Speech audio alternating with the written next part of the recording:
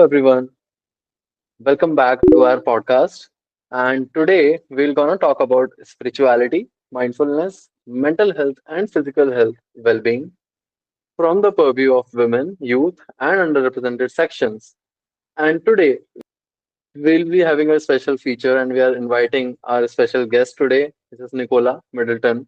So, welcome to all of you again to the next episode of Tank Talks, powered by the Policy Tank. With me, your host, Pranav Sharma, founder of the Policy Tank Foundation. And I'm thrilled to have Nicola with us, founder of GODBRANDS and a leader who empowers people to live in harmony with the universe. Welcome, Nicola. Welcome to our episode.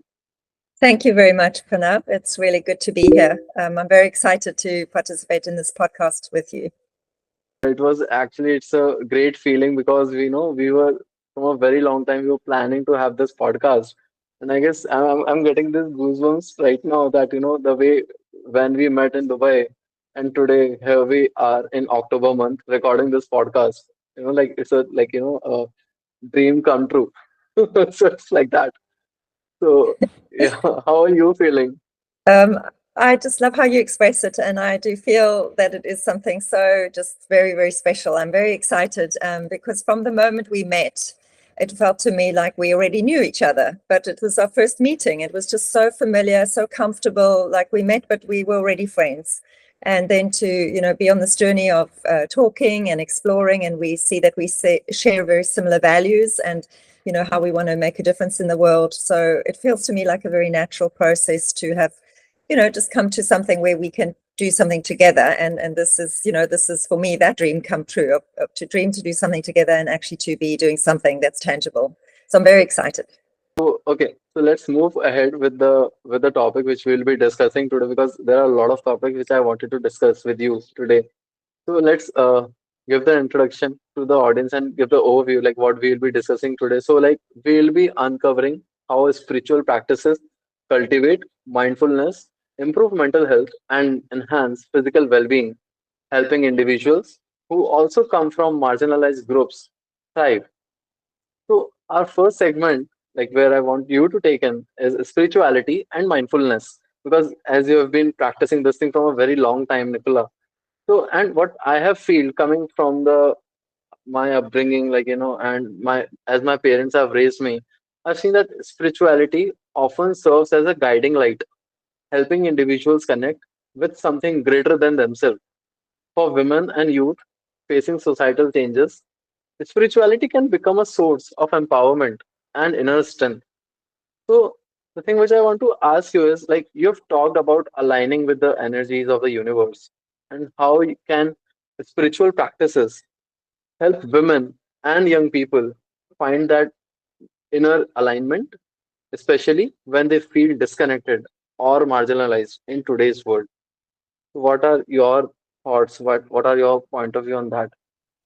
Thank you, Pranav. I must say I really love this topic, and I love how you're approaching it, and who you're also addressing, that people who feel marginalized, maybe people who feel disconnected from society, or like they don't have the same opportunities or the same support, or it's just like a negative situation that an individual finds themselves in, or families or groups. But I do like to focus a lot on the individual because I really believe in the power of the individual, and I know that if one person makes a change and then is able to influence another person in a positive change, it ends up having a ripple effect.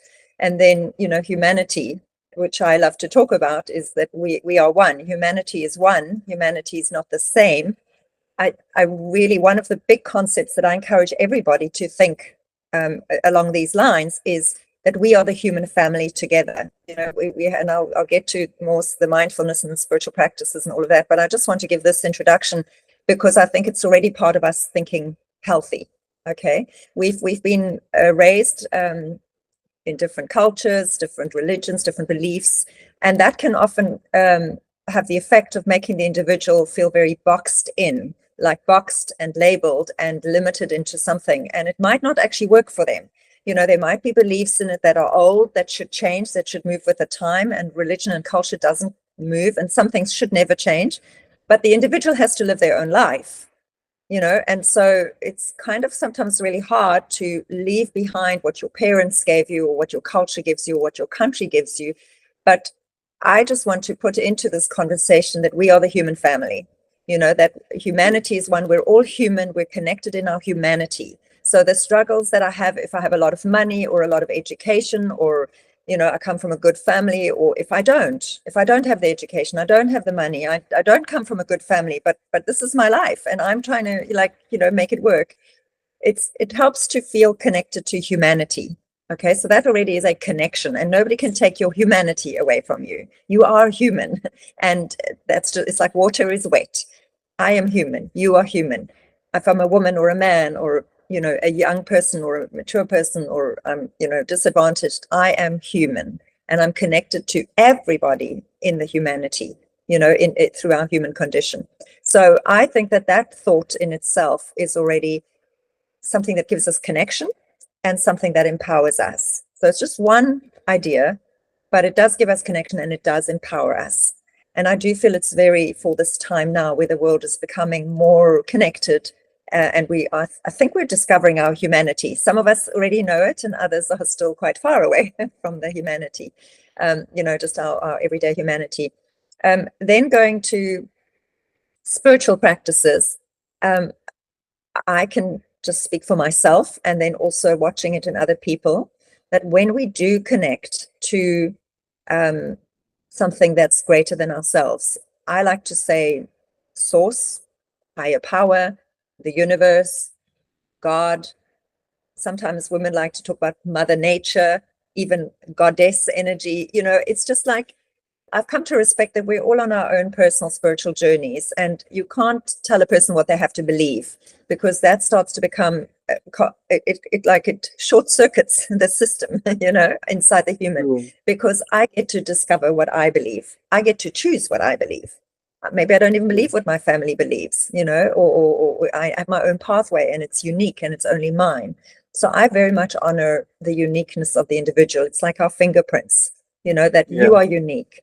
And you should feel free to explore life in your unique way, because only you are living that life. The next person is living their unique life, and the next person living their unique life. We all are actually living unique lives. If you connect to something outside of yourself, like higher power, and personally, I have chosen God. Like I say God for myself, but I don't tell anyone else what they must say. And I do find also that God is in my heart. So it's like God is everywhere outside of me and deep inside my heart. Like my heartbeat is God's heartbeat. I feel like God gave me life. So for me, this is just my personal thing, but I just want to make it real with this real human story, so that you that's listening can find your personal, what you relate to. But for me, as I have built a personal relationship with the creator of the universe, like as a relationship, it has given me so much strength, so much anchoring, so much, it's just, sometimes you feel like nobody's there for you. You feel like, I am married, your husband's not there for you. I have parents, my parents don't understand me. I have siblings, they don't understand me. I'm really just feeling alone. But then, because I'm connected to God, who made me and made everything, I feel so peaceful and I feel so empowered, actually. And I can talk to God and just say, God, help me, and I don't, it's just me and my heart cry. I like to talk about heart cries. So you'll find me very much coming from the heart. I'm very heart centered. But then when we talk about mindfulness, that's up here, heart is in our chest, our mind is in our head. And that is, I really do believe in spiritual practices that still the mind. Because we think, I don't know what the scientists say, if it's 16,000 thoughts a day, or however many it is, it's a lot, about all kinds of things. Our brain is going all the time, is to develop again, depends on you as an individual, but if your mind is sort of running away with you, and you're thinking thoughts and then they're negative thoughts, and then you're spiraling into negative thinking, then your whole being goes negative. You've really got to get that under control, and I always say the brain is not in charge. I say the heart is in charge, follow your heart, it knows the way. So then the practices of, being still, stilling the mind, and just feeling harmony and, feeling the universe, like feeling the universe. We can actually feel the universe. But rightly mentioned as you put this point up. But what I feel is like if you also see like the things which are happening right now in the world, like the crises which are happening, like people and countries are also fighting among each other, right? Because just to go ahead and get ahead in the race from other person to achieve that mindfulness or that state to achieve that state of mindfulness is becoming difficult day by day. It's difficult to achieve mindfulness. Yes, because when we say that, having that brotherhood, connecting with our own self, connecting with the nature, you also need to control your energy. You need to understand, first of all, who you are, what's the motive behind for the why the God have sent you, and then like spreading that love, spreading that that doing that care for other people. I guess a lot of people goes away from that direction and move towards totally different tangent in their life rather than having that mindfulness and working as the messenger of God and creating Mm. that brotherhood, right? So I love where you're taking the conversation. One of the things I really love to teach on as well is this concept of free will. Yeah, Everybody has a free will. You are actually a sovereign individual and you have a free will. That means you're yeah, free to make choices. And yeah, there are good choices, which in the laws, one of the laws of the universe is called sowing and reaping. So if we yeah, make a choice to do a bad thing, or we can use karma, if we put it out there, it's going to come back to you. So if we put good out yeah, there, good comes back. If we put bad out there, bad comes back. So you've already, true. and we might not make the direct connection. It's not as simple as in, I move a thing from A to B and I can see I put energy into it and I moved it and now it's gone to the new position. We living, we meet people, we work, we say things, we do things, and that's sowing our seed all the time. And that is what's actually giving us back the experience that we have in life. And I like to talk about frequency and resonancy, that we're actually putting sound waves and energy out into the universe, and that the universe is keeping score. It's like you put that bad energy out there, you're gonna reap from your bad energy, you're gonna get True. it back. Even if we don't understand, it's like, oh, this went wrong, and this, it's like, yeah, but it's how you're living, it's how you're speaking, it's how you're Yeah, thinking. So yeah, you talk about being a messenger of God and sowing love and doing good. yeah, When I talk about free will, is we're not equally mature on the earth. Even we talk about an old soul, and yeah, I don't know if we have lives, and I don't get into that kind of stuff, but you can have a person who's 50 or 20 or 80 or 15 or and different maturities, not connected to, I'm a 40-year-old, I'm more mature than a 20-year-old. Sometimes the 20-year-old is more mature than the 40-year-old. So we're all having a go at life, and there are good decisions and good choices and bad ones. And then it's not just even that I'm immature and so I can't make good decisions. Sometimes, we're born as babies and other human beings get to imprint on us. Our parents get to make decisions for us before we can make decisions for ourselves. And the first true. 7 years are formative years, So then it's like, well, I'm already shaped by outside forces. But I do want to say very strongly, don't think that the parenting of yourself is complete when your parents, you leave the home and your parents stop parenting you. You're 18, 19, 20. Okay. But now you've been finished. The Yeah, parenting is finished. You have to take over the job. You have to parent yourself. I talk about our heart has the inner child. You have to be the parent to your own inner child. Inside of you, there should be an adult, sort of mature, rational, clinical, responsible side of you, and the child. And the child is the dreamer. The child is the one that believes anything is possible. If you can dream it, you can do it. So we need that child that believes in the impossible, and we need the adult who is saying, yeah, but we're going to take care of you along the way while we live this adventure. We also need to take care that we don't get hurt and we're responsible and all of that. So we need an adult parent, sort of an adult child or parent child relationship happening inside ourselves. I also say self with self is a relationship, and we have to become, yeah, again, tune into that. So when people don't choose mindfulness, I would say two things. For example, like mindfulness, those good spiritual practices, or it could be go to church or read your Bible, or whichever, meditate. Whatever the person finds that is a spiritual practice for them. I call them tools. yeah, when the person doesn't do that, it can be that they are in energy flows that are stronger than them. So they want to do that. That's their value. That's their goal, but something else is pulling them somewhere else, like a current. You know, if you're swimming in the sea and a current pulls you, you can Yeah. be wanting to swim to the shore, but a current is pulling you, you know, deeper into the sea. So sometimes we are fighting currents that come from the collective or that come from our upbringing, you know, that come from our culture, and it's against our values. So somebody could be not Yeah. practicing mindfulness, but really want to, and something is preventing them. And I'm saying this because Yeah. it's like, don't be so hard on yourself. Like, understand that we are a community and there are outside influences. You know, if God is influencing us or the perfect universe is influencing us, that's wonderful. But sometimes, you know, something bad is influencing us and it's stronger than us, and then it's like, I'm doing something I don't even want to do and I can't help myself. So we need to Yeah. have grace and self-love and compassion for ourselves in those things. And then the other thing I want to say about this free will that an individual has is, and the maturity, you know, where I said an old soul or whatever, is we've got a lifetime to figure life out. We don't have to have it Yeah. all figured out when we're 20, you know, and maybe when we're Yeah. 20, we want to live a wilder life. And then when we're Yeah. 30 or 40, we'll be, okay, I'm going to settle down. I'm going to lose some of my bad, wild habits.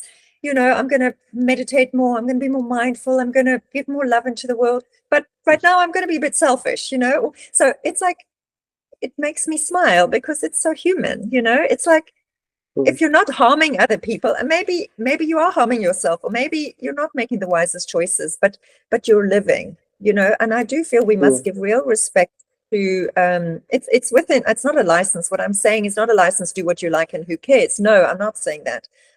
I did use the word being responsible and being a parent to yourself, but Yeah. it makes me smile when a child is, you know, being a child. It's like, you don't have to be a wise sage, you know, who's doing yoga and meditation all day long and just saying such wise things. Like, you can get there, you know, but enjoy some decades or some years. Or True. so there's seasons. I believe in seasons. We have seasons in life, True. and live in the season that is right for you. You know, live in your Yeah. current season. If you can identify your current season, you know, embrace it. And that's part of giving you inner peace, actually. If you have the wisdom to know, I'm an 18-year-old teenager, you know, and this is my season for, you know, being a bit more wild. And then I will settle down, I'll Yeah. get married, I'll have kids, I'll have a job, you know, and other things, and I'll be more mindful, you know. So Yeah. it's giving permission to again embrace your humanity and your season Yeah. that you're in. Yeah. True. So, like, okay. So, I just want to put in one perspective on this front because if you will see the religious practices, right? The way the religious practices are being practiced in Western nations and other parts of the world. If I talk about Africa or if I talk about India as per se or Asian nations, right?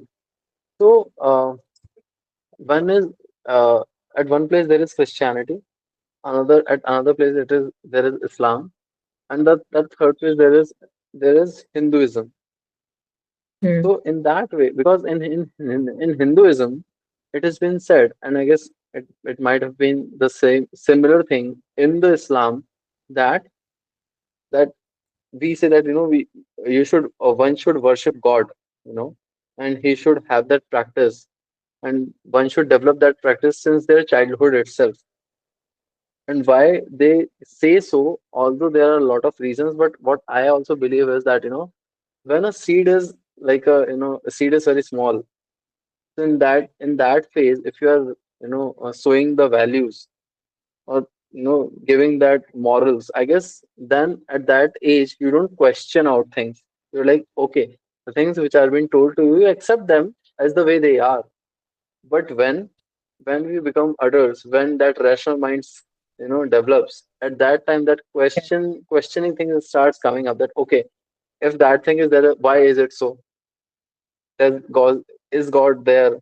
Okay, if the God is there, why we cannot see that God? So such kind of question also arises among the people because I also talk to a lot of people. So they say that okay, we don't believe in the existence of God. But we believe that okay, there is some energy which is there, but we don't believe in the existence of God. So they call themselves as atheist. So there is another thing which is called theist and atheist. So I just through this thing actually I want you to come up on this thing, because when we say that mindfulness and mental health is also interrelated with each other, right? So and people say that mindfulness rooted in spiritual practices can help manage stress and anxiety, especially in communities where mental health support is lacking. Women and young people, often balancing personal and societal expectations, can benefit greatly from these practices. So, what are your thoughts on that, and how do you think mindfulness practices can help people, young people especially, and women improve their mental health, especially in a world where they face unique pressures, be it societal norms, future tension, or past regrets, or limited access to mental health resources? It's absolutely true that if you are blessed, and you are Mm, blessed, if you come from a good home, a good family, and where spiritual values are, and moral values, and life values are imparted to you and taught to you and role modeled to you and spoken about, and there are practices in the home that you grow up with, and it's kind of just all you're filled up with all this good stuff. I mean, you are so blessed if that's the family you ended up in. I mean, you should just say thank you, thank you, thank you, and never stop saying thank you. Just yes. overflow with gratitude, because you are a blessed human being, period. And, but it's like, well, if that didn't happen to me, what now? Like there's 8 million of us. So 8 billion, sorry, 8 billion humans. That's not Yeah. 8 billion human story. I don't know what percentage of humans have that story. But Yeah. I can say, which I do want to say, is it doesn't matter where you are, because I did already say parent yourself. So whatever you got given to Yeah. start with, say thank you for the best, take the best of what you got, get rid of what doesn't serve you, like ditch stuff, get rid of it, leave it behind, Yeah. cut it off and say goodbye. You don't serve me. This is my life and I'm going to make it work for me. So, I'm going to leave the bad stuff behind. But the thing of worshipping, I just want to touch on that is, to me, I think every religion, we always say about religions that they all have the same common values, faith and Yeah. love. And but there's something universal in the religions. And I even think if you call yourself an atheist, that's your religion, and I think that even adds value to the collective of religions, so everybody Yeah. brings a different perspective and we can all learn from each other.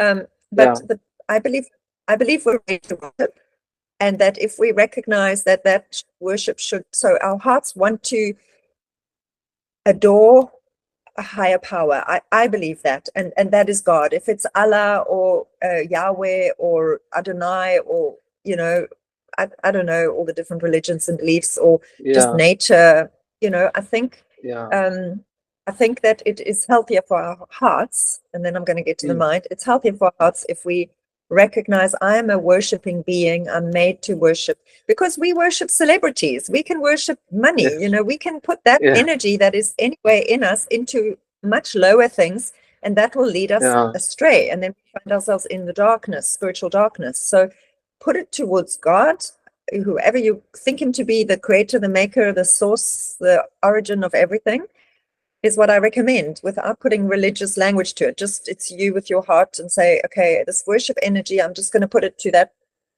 thing that's perfect, that's out there. Yeah. So yeah, so I think we should have our own spiritual deep, and I do believe spirituality is a deeply personal thing, so that religion and culture can help you, but ultimately it's your personal, it's you, it's you and what's going on inside of you.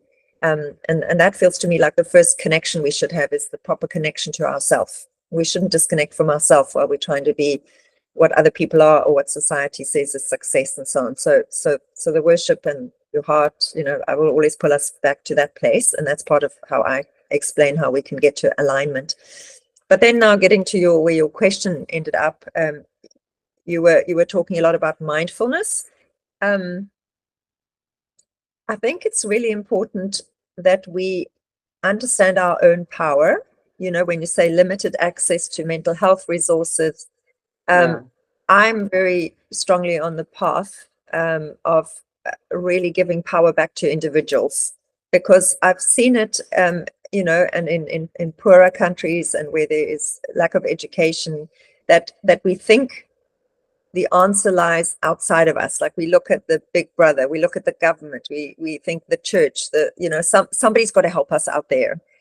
And of Yeah. course, there's wonderful resources. I do want to say that, you know, with the world today, with the internet, the best expertise is at our fingertips. You know, if you're able to go to a community center or somewhere where there is a computer, you can ask the computer questions linked to your personal life, and you can type in Google search. It is the skill is in knowing what question to ask, because then and you can refine your question. You can ask a question and then you see, but this is not telling me what I want to hear. Like something about I've got anxiety, and you just say, you know mindful practices to solve anxiety. You can stick that into Google search, so you Yeah. can help yourself. If you can learn to use your beautiful brain with its wonderful thinking capacity to ask the right questions, I believe, in theory, every person on earth, and I don't know about where the internet is really, really suppressed, where information is being suppressed by governments, in Yeah. countries like that. But in the free world, in the open world, even if you don't have a computer at home or your phone, with data capacity, maybe there's a community center, maybe there's a friend, maybe there's a shop you can walk into and just spend 5 minutes borrowing their computer and the internet. There's ways that you can be resourceful. I always want people to be resourceful. Like, Yeah. understand how powerful you are. You can think things, you can say things, you can do things. There's things all around us. It doesn't have to come in a big organization that has got a big sign in front of it saying healthcare, or mental health, and then we have help. We have help in tiny, tiny, tiny little True. places, and so it's about taking charge of ourselves and thinking the right thoughts, and then seeing what is that one little step I need to take. Sometimes I can be maybe not in the best mental health, and I just listen to a song on YouTube. That happened to me actually yesterday. On a WhatsApp group. It was a song that was shared in this chat group I'm a part of, and I didn't look at it on the day it was posted. And then I had some bit of sort of downtime yesterday, and I was like, okay, what is this? I didn't even know what it was. And it was just a song, and it was this everyday guy, and he was making some dance moves, and it was just this beautiful, I can't remember what the words were of the song, and I was smiling, and my heart felt so good, and I was just immediately so happy, and I felt so good. I just listened, and I watched it about 10 times, because every time it's Yeah. like, this is making me feel so good, I want to watch it again. This is making me feel so good, I want to watch it again. And that was just a YouTube video, and it was nothing Yeah. clever. There was nothing clever about it. In fact, it was a bit quirky, it was a bit silly and very an everyday Yeah. guy with some little dance moves, and it was connected to it's Friday, it's the weekend, which I was watching it on a Yeah. Sunday. I was happy and I felt good. So I think mental health is actually a very delicate thing, in my opinion, for the individual, Yeah. which is both, it's vulnerable. We can go off track easily, but we can also get back on track easily, So it's like Yeah. we really have to be connected to what's the quality of my thinking, but then also knowing that I don't need all these big solutions, and sometimes the smaller Yeah. solutions are the effective ones. Also. And what I do want to say, that I definitely feel like I've observed this, and if we can talk about the Western versus, I've spent a lot of time, I grew up in Africa, and I'm now more in Europe. Um, it's been very interesting for me to look at the different cultures, the African and the sort of first world white Western mindset. Is that the cultures that are more connected, more emotionally connected, more bonded, more community spirited, that is incredible for our mental health, because we True. feel like we belong. We feel like we're part of a community, part of a tribe, part of a family. That is such a powerful thing. And like in Africa, we have a word called Ubuntu, and Ubuntu. Yes. it's almost like, yeah, it's almost like namaste. It's like, Yes. the divine in me sees the divine in you. I am who I am because of who we all are. It's that Yeah. connectedness. And then what I found in the white Western, particularly white Western, is where I find it strongly, because actually I have origins like that, but I don't even always embrace them, because I'm like, you're too cold and clinical, and I'm not so into that. I'm much more heart and emotions. But it's Yeah. like, okay, it's very, very strong thinkers, people who help advance technology and, take us to Mars or space or whatever. There's, when you have a very strong scientific mind, or whatever, you can really achieve things that advance Yeah. humanity. But to just, for me, live in a culture that is so strong in sort of thinking Yeah, and science and academics, you can often feel very alone. You can feel very isolated and I'm on yeah, my own. And that yeah, is really bad for mental health yeah. and for emotional well-being. So True, don't true. find connection, find community, find tribe, find like-minded people, be part of something where you're not just alone. You are an individual and you're made for community. Indeed, it is, and that as you rightly said that our society, like especially the countries which are there in Asia, are collectivistic society. Like we believe in Mm. collectivism, like rather than like if you will see the nations, especially the countries like located in Western nations, are more individualistic society, and they majorly focus on their own development and own betterment rather than going collectively at the same time. It also gives you strength, Yeah. peace, and that calm also at the same time. And like the way I have studied things, people, and the societies in my education career or during my work experience in last 10 years, what I also feel is that it's not only just about the kind of work they are doing. It's also about how society is like the society in which they are living in, and the kind of environment which they have in their surrounding. That also matters a lot and affects them within, like inside them, and also in their external being. So in that way, so it affects their wisdom. It affects their how they emotional well-being, and apart from that, their work also.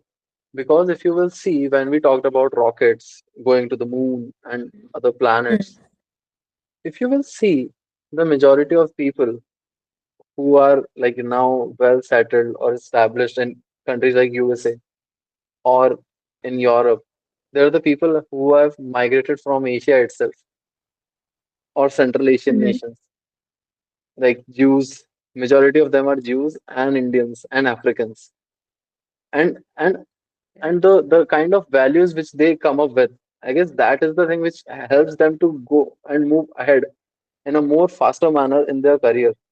So I guess everything is interrelated. It's not like okay, leaving one aspect and grabbing another aspect. So it's just everything is Yeah. related. It's just how we are looking at them that matters, and that changes our mindset. Because Yeah. that idea itself of mental health and this term, I guess it coined from the Western nations.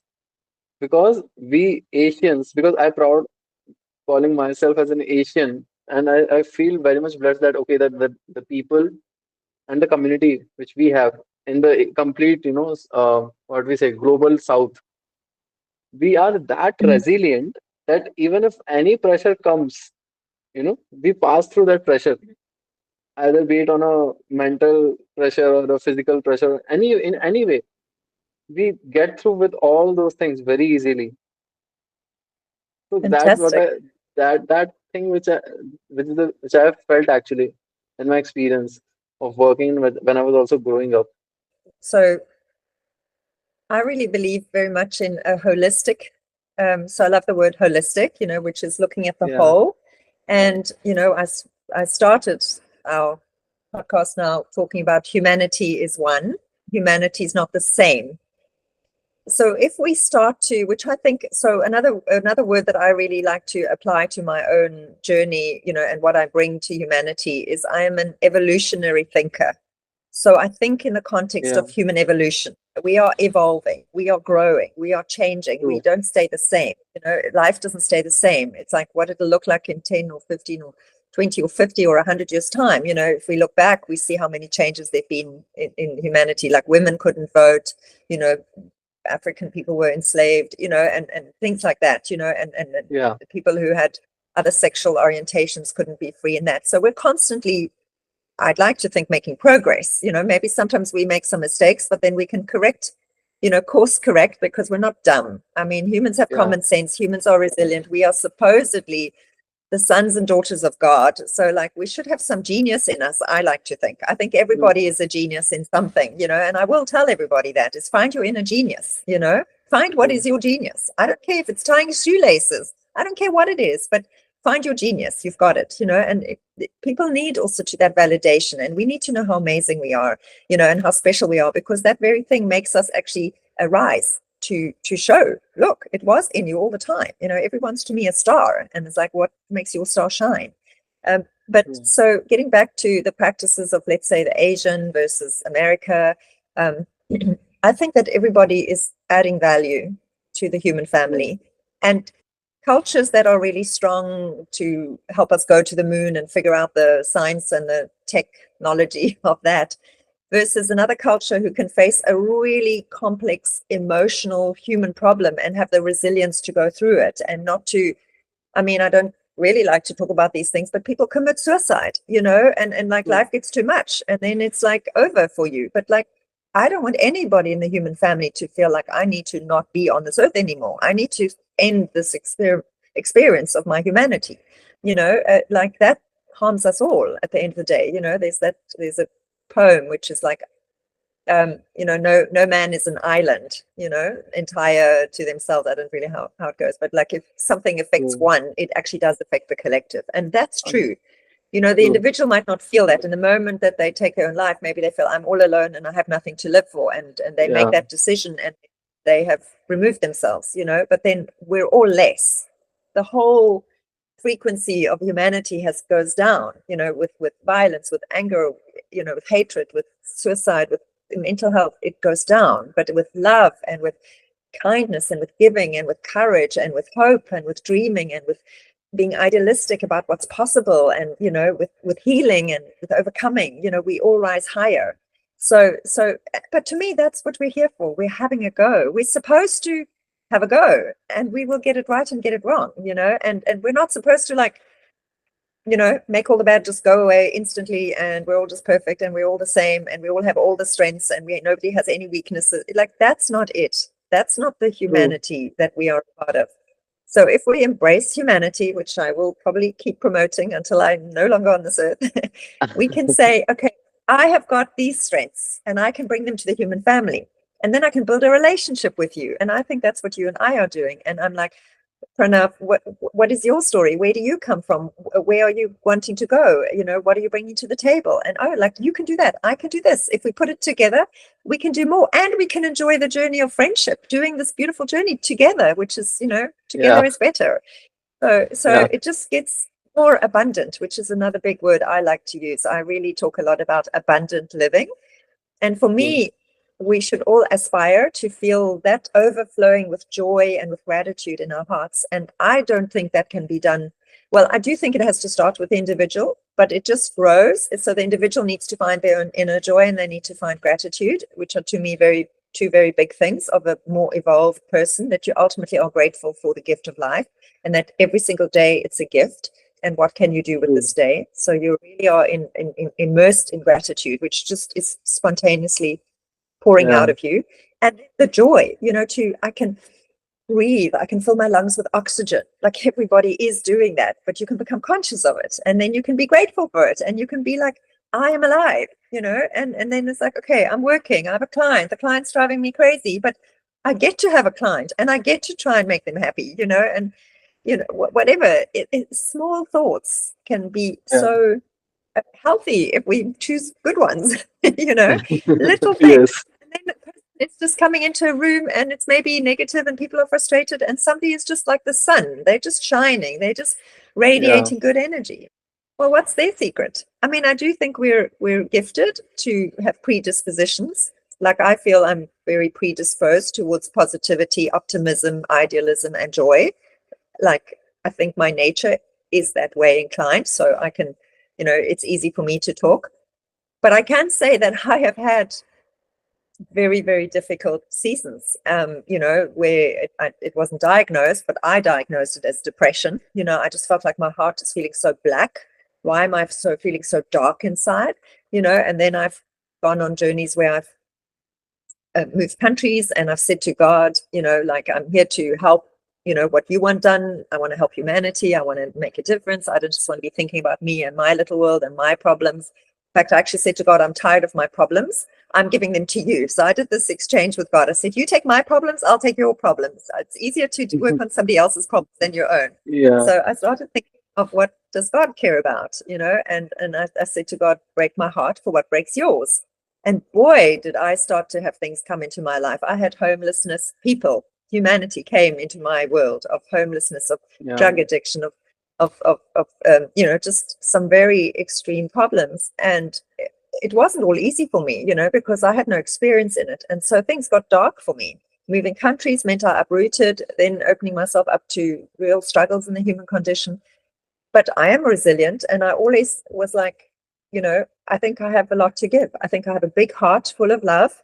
I've been blessed with understanding life mastery and self mastery. I've got the strong relationship with God. I've worked through a lot of things. I have overflow.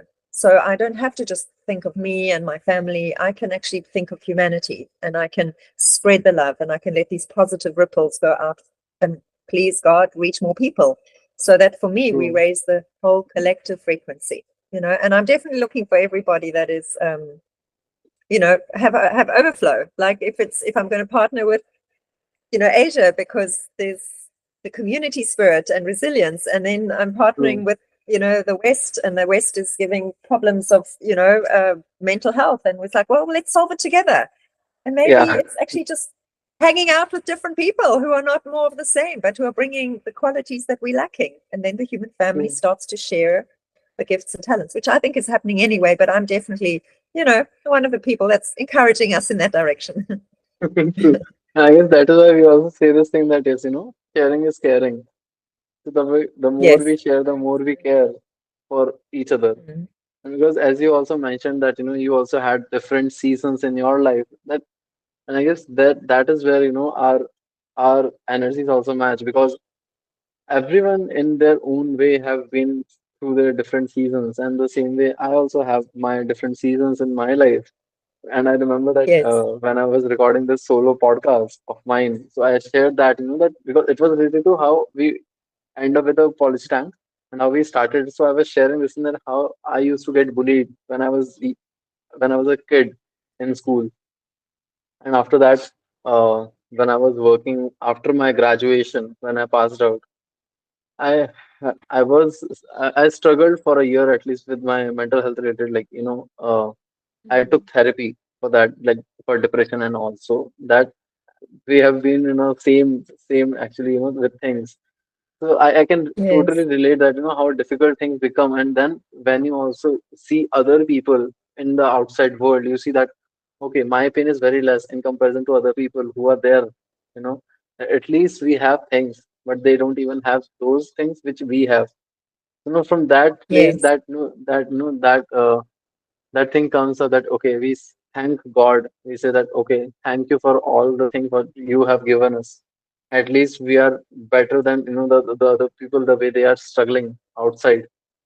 And I guess Mm. that's the biggest thing for which you should be, or one should be grateful enough. It's really powerful to share stories. Like you've shared a bit of your own story, I've shared some of mine, and like everyone has a story. But again, when Yeah, we hear another person's struggles, we realize like I'm not alone in my struggle, and that already is so. It's like suddenly feeling, like, but I can get through this. Like yes, I can. But, so true. we need to hear one another's stories because we all have those struggles, and hopefully we all have some victories to share. It is both sides. As we started since the starting, like from the spirituality and mindfulness, and then we went and delved into mindfulness and mental health. The next thing which I want to, we both should divert our journey, and this episode is on the direction of mental health and physical well-being, where, when we say that mental health and physical well-being are deeply connected for underrepresented groups who may not have access to traditional healthcare. Maintaining mental wellness through mindfulness can have a direct positive impact on physical health. So, as you've worked extensively in promoting a balance between spiritual and physical well being, how can mindfulness support the physical health of women and youth? particularly when they might not have access to comprehensive healthcare? So it's interesting because we can start talking about, having mental health and then it leads to physical health, but we can also flip it around and talk about the physical helping the mental. So I would like to, talk about both, because one of the things that, if the goal is mental health, then there is a very well-known quote, which is healthy body, healthy mind. And I would True. always find in the seasons when I was really good with my exercising, I want to train 3 days a week, and, whether I'm running or going to gym or yoga or whatever physical practice, I'm Yeah. making sure I do it. And it's a discipline and I do it. And it's not like you have to have an expensive gym membership, because you can run or you can train at home. And these days you have Yeah. all kinds of things online that can do, a home 20, 30-minute training exercise. So there are easier and easier and easier ways for everybody to be able to um, physically move your body somehow, and then that in itself is going to be positive for your mind. And also it releases the hormone endorphin, which is like the happy hormone. And, if we know a little bit about exercise releases happy hormone, and the happiness is good for your mental health. So that's, if we start at the side of, getting our body working, and that leads the physical, it leads to a, a, mental health. It makes your mind in a more positive state. The other way around, which is what you were talking about, where we apply like mindfulness and mental health practices, and then it leads to the physical. um, how I would think about that is, so if you're finding yourself being able to discipline yourself into spiritual practices like mindfulness, meditation, um, what that is doing for me is it is stilling you and it is calming you. It is getting rid of the noise, because the world can be very noisy. Everybody, and now with social media, depending on how much you are on your phone can be controlling your life, and that can be a very noisy place. And, and I've definitely found that what's happened for me has been, okay, this technology came and suddenly we've all got, a smartphone, and the smartphone brings the whole world into your life. And suddenly the smartphone is almost like controlling your life, and this for me goes into the evolutionary process again, where it's a new thing. So when a thing is new, we are all curious about it. It's in our human nature, and we all are. It's the, best thing since sliced bread. It's one of the phrases, it's like the invention of the wheel, and it just revolutionizes humanity. So we're all totally, sort of addicted to it, let's say. But then with time, we get used to it. And then you realize, like, hang on, me just having my phone, and, it's noisy, it's controlling me. I'm not enjoying nature so much anymore, because I'm just always on my phone, and it's bad for my eyes. It's maybe bad for my posture, so this thing is not a good thing to control my life. I started saying, because I believe in the power of affirmation and declarations, I started saying, I don't have a phone. Where I obviously still had my phone, but I just started saying, I don't have a phone, because I wanted to get the power of the phone away, and then I was charging it next to my bed at night. Then I was like, this phone is not allowed to be in my sleep space. So I'm like, put it at a far distance, even if it's my alarm clock. I actually got myself an ordinary alarm clock as opposed to using my phone, because I was like, I want to get this technology away from me. It's not running my life. It's a great tool, but it's not running my life. So I'm just using that, and I'm sort of being very real, because I think this is very real stuff for our time right now. Where are you with your phone? But if your phone is ginormous in your world, and not at the level of you are the master of it, but it is the master of you, then you're going to have to apply some practices, like I've given examples, to get the phone to a healthy place in your life. But it can be producing a lot of noise. And for young people, I would say especially, that addiction to scrolling Instagram and then seeing beautiful bodies or people having a good time, and you feel like you need to be the same and so on. You're becoming a slave to things that are going to really mess with your mental health, so you have to get out of that addiction, which can be easy to say, but addictions are powerful. That's why I use that word, because it becomes it can be a fight with yourself, and a fight with life. But I think we can overcome, and if you want something bad enough, you'll find a way to get there, so it's how strong is your passion, how strong is your conviction. And this is all how we have a go at life, you know. So life is not going to be like, no, I'm going to give you just a smooth, easy road, a sunny day, and, you know, just all the support and everything. No, life is like, no, I'm going to throw a storm at you, and I'm going to make the road bumpy, and then there's going to be this curveball and this thing that happens. But that's what's going to make you stronger, and that's what's going to develop your character and your resilience. And so life is like that. You know, that I would encourage people to understand life wants to throw challenges at you. You know, I sometimes say it's you and life in the ring, you know, like a boxing ring. And there's you in the boxing ring, and your opponent is life. This wasn't always how I felt about life, but I do see it that way now. And life is giving you a punch, but it's kind of like wanting you to win. Kind of like your opponent actually wants you to be the winner.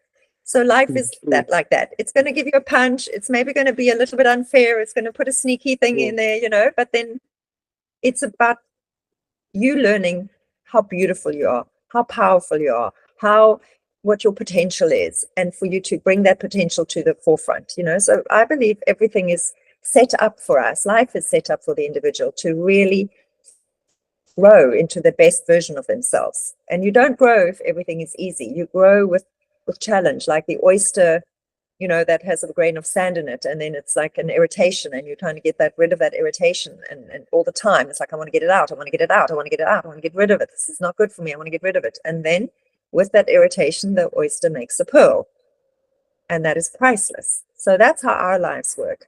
So I hope just this way of thinking is already good for our mental health.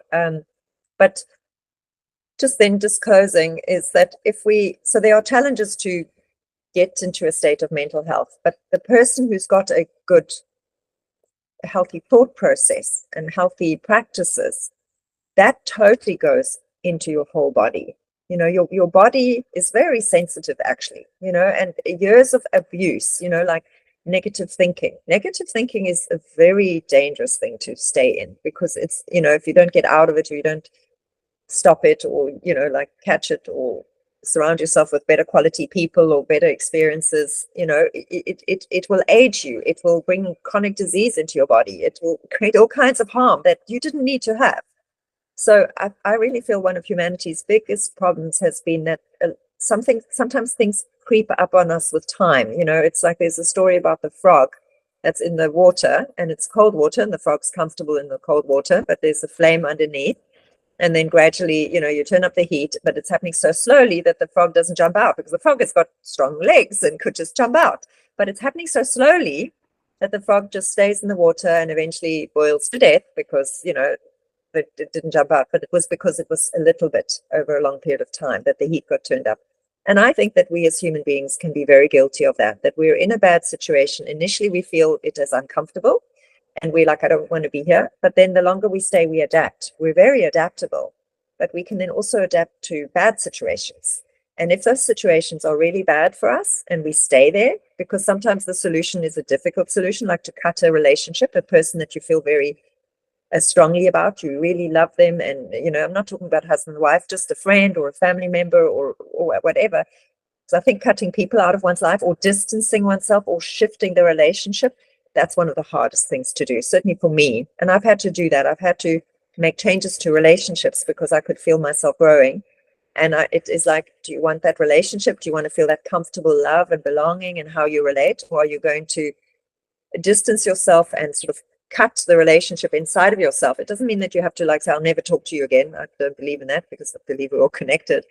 But it's just like, Yeah. I'm changing how we relate, you know. And I've done that with family members, where I feel like I've got a world leadership role in my life. But when I was a little girl with my brothers and, you know, I don't have sisters, but with my family members and so on, I wasn't like, I'm a world leader and I've got to grow really tall, you know. That happened later. And then I'm like, Yes. well, I can't relate in the same way to my brother that I used to, because now I need to go and follow my calling and my destiny.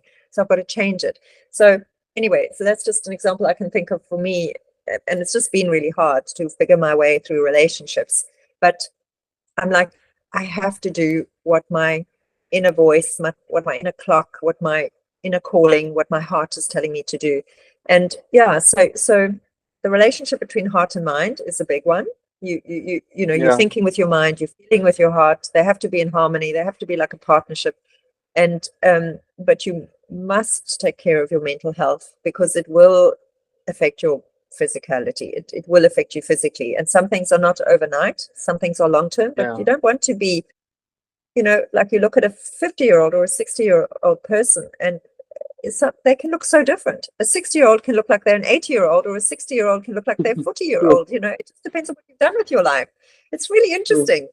So, like, do the It right things, happens. do the positive things, do the good things, True. and stay moving with your body, keep your mind agile. And again, you're living your life. Nobody else is living. The healthcare organization is Yeah. not living your life. The government isn't. Your parents aren't. The religion isn't. The culture isn't. It's you.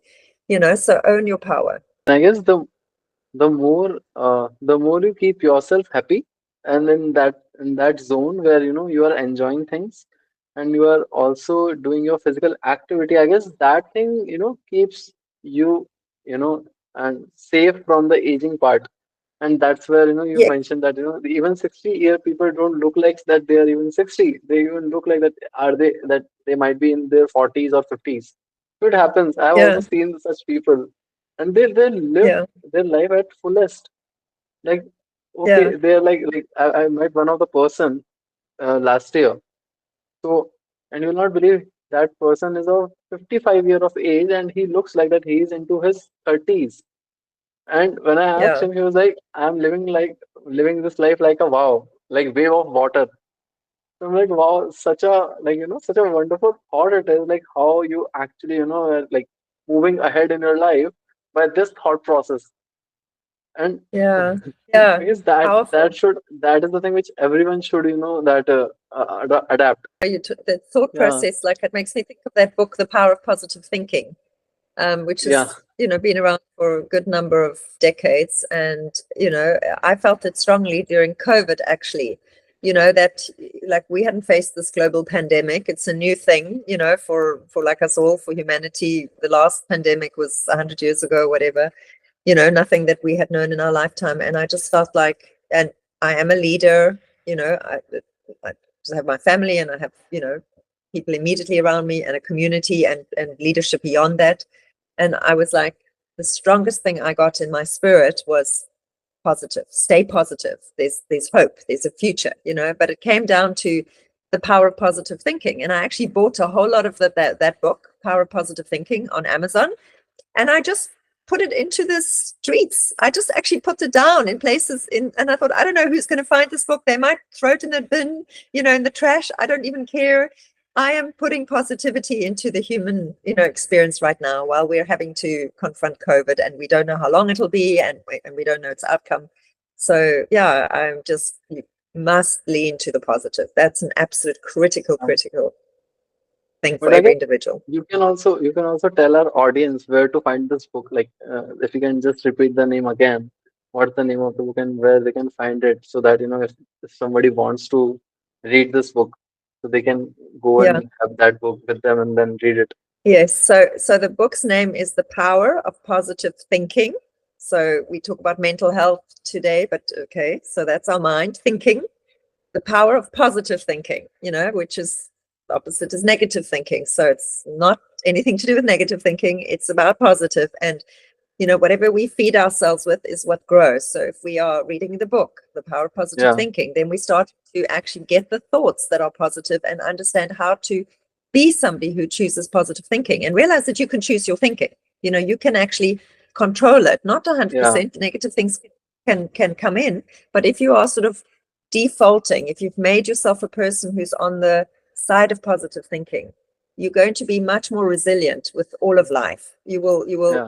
it's like that phrase, if life gives you lemons, make lemonade. So it's True. like sour, it's a bad experience. It's like, oh, I'm going to make lemonade, I'm going to sell it, I'm going to share it with my friends. Oh, I've turned it into a business. So it's meant to be a negative thing, but you turn it into a positive. Or even, every dark cloud has a silver lining. Yeah, So if there's something dark in your life, find, okay, this is the lesson I'm supposed to learn, or well, this is teaching me, patience, character, and compassion for other people who may be going through this and worse. So you can always find a positive angle.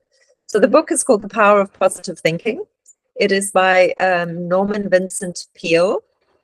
He was, I think, a pastor in America. I don't know when it was written, in the okay. 1950s or 60s or 70s, somewhere there. So 50 years ago or more. You will definitely find it on Amazon.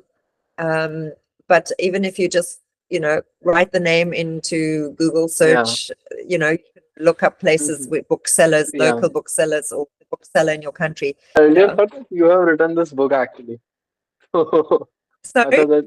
I thought that you are the writer of this book. So I had the No, thing this that thing in my mind. Yes, I'm busy writing a book. It's a book for women. And that should be out towards the end of next year.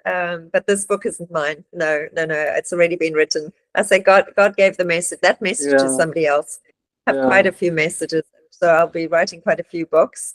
I've Okay. already done a collaboration, but yeah, I'm very excited to really give some input to women about rising up as leaders. Yeah. So nothing to do specifically with our talk right now, but I really do believe women are part of solution for the planet, because we bring a very different strength of Yeah. nurturing and mothering and loving and softer qualities.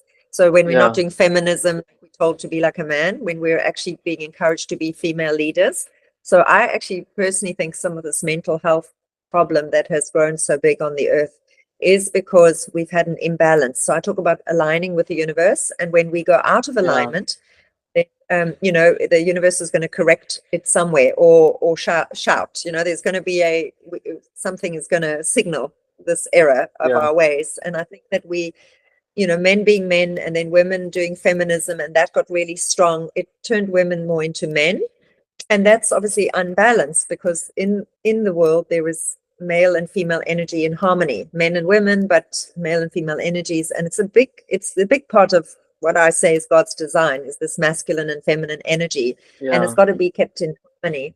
And so when women are much more going out and working, which we can do and make money and all of that, but if we forget to be the mothers and the homemakers and the nurturers, and to bring beauty Yeah. to the earth, and the softer and the holistic qualities, if we leave that space empty, it's got to Yeah. be filled somehow. So, however, if men become more feminine, or whatever it happens, but also I think that we've had a lot of mental health issues because families have been broken. Families True. that holding the family, the marriages and the family, that's ultimately where emotional health, well-being, belonging, nurture, Yeah. encouragement, love, being able to be sick and somebody's going to take care of Mm. you, and you can be sick, because we get sick, but then we Yeah. can be loved, and we can heal, and Yeah. we can go back, go back to work, go back to life. So yeah, so I think that's been, Yeah. anyway, so that's been part of what's gone out of balance, is where Yeah. women have gone to.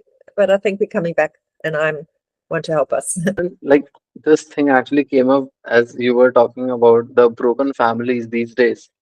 So it's just like, Mm, one question which I think a lot on this aspect, as in today's time, both uh, mother and father both are working these days, right? And if you find this culture all around the globe, that both the parents are working, and I guess that thing also leads up to kids that with that sense of feeling that they are not being heard, and as they are living in a nuclear family. So I guess in our time, because I have seen my grandparents together along with my parents, and I guess, but in today's time, that thing has become pretty much less. Like they don't even get a chance to see their grandparents even, or other elders in their family, because they're living very separately and in a nuclear families as per se.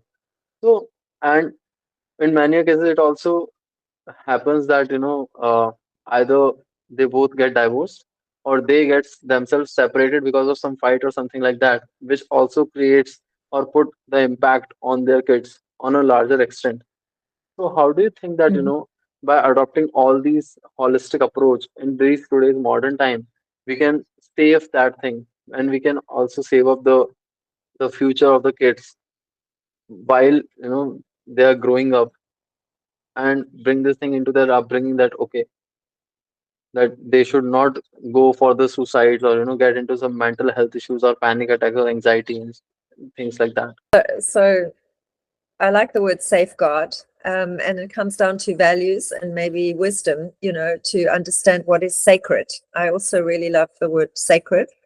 I see us as human beings being very sacred. I say we are spiritual beings having Yeah. a human experience. Yeah. So that's where I start with thinking about who are we? We're spirit beings. We're Yeah. the sons and daughters of God. So we're the sons and daughters of love. And, you know, we need to live out of our hearts. Our hearts are sacred. So there is all this very precious reality, actually, that is part of our identity and our being. And it needs to be safeguarded, you know, Yeah. which is, as you spoke about. So the nuclear family and the well-being of the nuclear family and how it is designed. And I love to talk about design because there is an original design. There is intelligent design thinking that has gone into how it all works, and then it works well. You know, like if you Yeah. are somebody who reads like the Bible, which is the same Bible of the Christians and the Jews, the beginning is the same, the Torah and the Christian Bible, but it talks about the Yeah. creation story, and it talks about the 6 days of creation, and God made different things, and every time he made something and then he said it is good. And I say to Yeah. myself, well, if the creator creates, and you know, this is the perfect, all-powerful, all-knowing, all-being, everywhere present creator behind everything, Yeah. creates and says it's good, well, then it must be good, like perfect good, you know.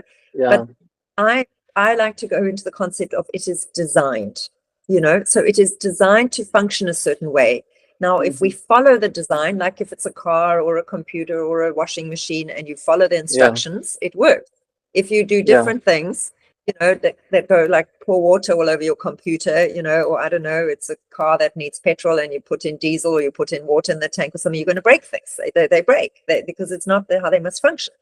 So we human Yeah. beings are also created by God, and we are designed for well-being and health and flourishing and growing and blossoming, and by a design. There is a design, okay? And so I prefer actually to be approaching human beings with like, let's learn the design rather than let's teach you a religion. That's me. I want to teach you design, the design of you, the design of me, the design of us all, and the design of the world we're in, and let's work according to design.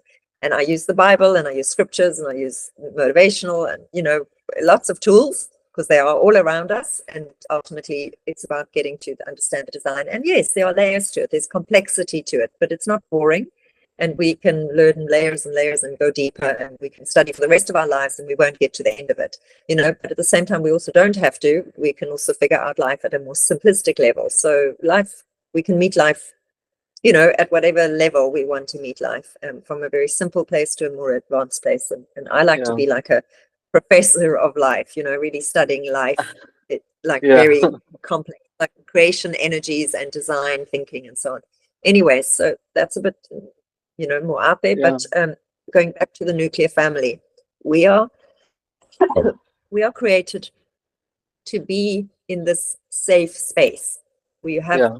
um, and this is not going to be what everyone wants to hear, and we can talk about that, but like, I go very strongly according to those creation laws, and it's one man, one woman. So it's Adam and Eve. Adam means all men, Eve means all women, and one of each, being half of God, must go together, make a covenant relationship, which is marriage, which is an institution of God, not of humans. Marriage is not a human thing, it's a God-made thing, so that it kind of can glue back the two halves of God. And then, you know, new humans come in through this marriage safe place, and then there's new babies, there's new humans, and they grow, and it makes a family. So that structure is from God, his formula for well-being and for health and for right living, you know. And I say we're busy with a correction, you know, where we're now doing all kinds of sexual things and thinking and stuff, and I'm like, okay, I think it needs to be our human story, but it's never going to change the original design. You know, we have to find our way, we are allowed to find our way, but you know, we also have to respect creation rules, because we're little ones, you know, we are here for a short period of time, we are from dust to dust, and we mustn't think ourselves too big in the picture, because then we already for sure are lost at a spiritual level. You know, we're going into darkness with our mind, where we think I am Yeah. God of the universe, whatever it is. I mean, you know, you can walk in the street, a bus can hit you over, drive you over, and you're gone. So we have to be humble. We have to be really humble about ourselves. And if we are, and we are, you know, gracious and grateful for the gift of life and all the days allotted to us, you know, we start to really just get to a much more real place. We become real with life and with ourselves. And then Yeah. just going to this very precious thing that is family. the nuclear family, mother, father, children, and protecting that.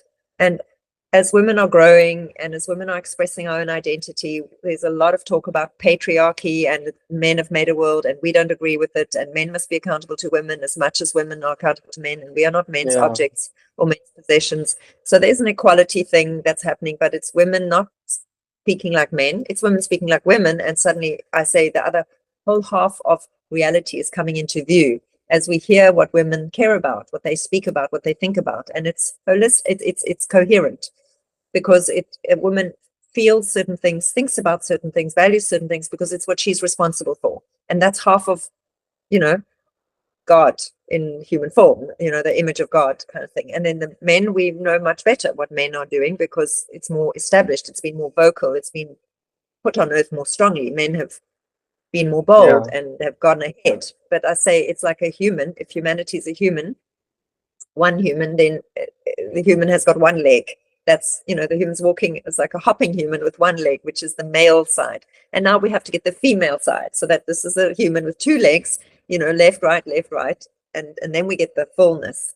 So women care about family. Women care about the love story. We care about nurture. We care about children. You can't think of, children, you have to think of the mother and children. So women and children are very connected. Men would be more go to work, be brave, slay the, bear, protect the family. So men have different things that they have to be brave and strong for, and women are take care of the baby, and there's a beautiful complementary things. I would like to see us get back to putting family in the center, which is ruled over by marriage. And I also say marriage is world leadership. So yes, we have governments and we've gotten to democracy on this earth, which was a major achievement from having, powerful families or kings to having government by the people. So we have government by the people largely on earth now. So that's part of Yeah. progress. Yeah. But we did worship. We did worship. What we did was we worshipped our presidents as opposed to, no, we worship God. The president is doing a job, and the government and the parliament, they are serving all the people. They're actually elected by the people to serve the people. So they are the servants of the people. They are not the Mm. gods who are worshipped by the people. So we've got to stop Mm. worshiping. We stop giving our power away. But where the power should go, where the authority and the respect should go, is that marriages and families are actually holding the fort. They're holding the health. They're holding the community. So it's a husband and a wife and all the little conversations and maybe the domestic strife, but then you love each other and you figure it out and you forgive each other and you have long conversations to understand each other, and then together you're building this marriage, together you're building this family. That's where the real bedrock of humanity is. It's in the marriage and it's in the family, Yeah. and it's in that nuclear sacred place. And if we understand that, we will put a lot more value on that. And what I've seen in the West, and even here, Europe, I don't know if I can call Europe the West, it's maybe the center, I don't know. But Yeah. it's so common for me to hear women are divorced or women have, I heard it again this weekend. I married the man, then, had a baby with him, then I divorced him, then I had a partner, not even married, had another child. Now I'm not with that partner. And I'm like, it's such a mess. And I'm like, I can't criticize you. I know it's hard, and men haven't been taught relationship, which I say should be taught at school, nor have women been taught it. But we came to earth being relational. I use, again, creation story, it's Adam and Eve made in one human. But then in the end, God said it's not good for man to be alone. And then he made a partner for man, which came out of man. So, which was both male, female was in the one human. And then obviously it got split into two. But this female side, her purpose, if you use it as a tool, her purpose. So a woman's purpose was, I'm here to be in relationship with you. That wasn't Adam's purpose. Adam was told, name the animals, like work the garden. But Eve was like, I'm here to be in relationship. So who are the relational leaders on the earth? Actually, it's women. Women. That's why True. we came. Yeah, and that's leadership. That's a very powerful essence and energy and way of thinking and valuing that women bring to the table. And men don't want to be alone, need to have that companionship, and women want to do relationship. So again, there's not conflict. There's not two of the same. There's a partnership with different strengths. And I just think we haven't put enough emphasis on it. We sort of yeah, it's what life is, and we don't think about it, we take it for granted. But look, it's not working because we're breaking it. And then as we break the system, we break ourselves. And now we're broken and now we're in a mess. Why? Just follow the True. design, go back to the original plan. Yeah. And I guess that's why we also say this thing as rightly mentioned by you, and I still cannot forget that when you mentioned this thing in Dubai itself, that women-led men, man-led women, women-led women, man-led men. So we Mm, need to actually, remember this thing.